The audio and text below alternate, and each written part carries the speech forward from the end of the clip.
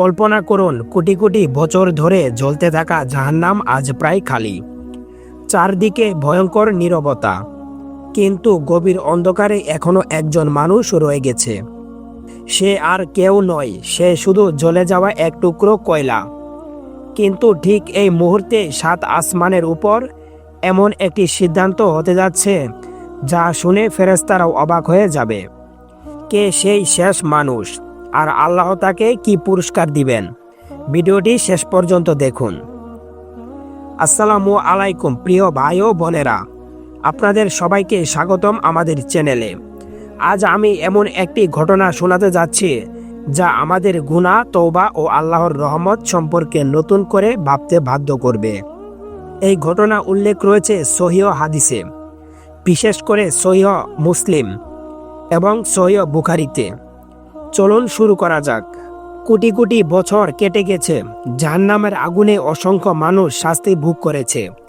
একসময় ফেরেশতারা আল্লাহর হুকুমে অনেককে বের করে নিয়ে গেল, কিন্তু গভীর অন্ধকারে রয়ে গেল একজন। তার শরীরে চামড়া পুড়ে ছাই, মাংস গলে গেছে, হাড় কয়লার মতো কালো। সে জানে না কত বছর কেটে গেছে। সে চিৎকার করতে চায়, কিন্তু গলা পুড়ে যাওয়ায় কোনো শব্দ বের হয় না। হঠাৎ জাহান্নামের বিশাল দরজা খুলে গেল। আদেশ এলো, বের হয়ে যাও। সে বিশ্বাসই করতে পারছিল না। সে হামাগুড়ি দিয়ে আগুন থেকে বের হতে লাগলো, ভয় দরজা যেন আবার বন্ধ হয়ে না যায়। অবশেষে সে বাইরে এসে পড়ল। সে বলল, আল্লাহ আমাকে তোমার হাত থেকে বাঁচিয়ে যে অনুগ্রহ করেছেন তা আর কারোর উপর করেননি। ফেরেশতারা তাকে জান্নাতের বাহিরের একটি নদীর কাছে নিয়ে গেলেন। পানি দুধের চেয়েও সাদা, বরফের চেয়েও ঠান্ডা, মধুর চেয়েও মিষ্টি। তাকে বলা হলো, ডুব দাও। সে পানিতে নামতেই পুড়ে যাওয়া চামড়া ঝরে গেল, নতুন শরীর ফিরে এলো। সে এখন 33 বছরে এক সুদর্শন যুবক, মুখে চাঁদের আলো, শরীর থেকে সুগন্ধ।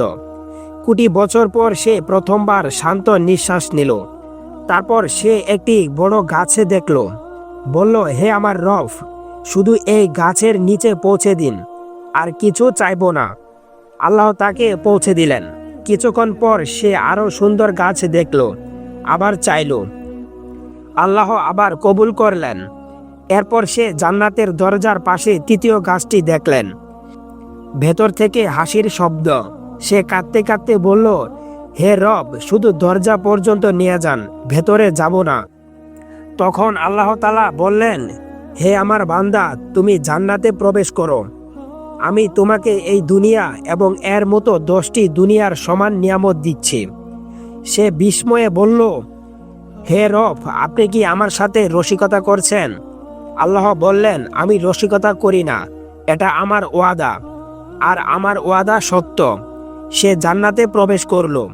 তার সব কষ্ট এক মুহূর্তে মুছে গেল।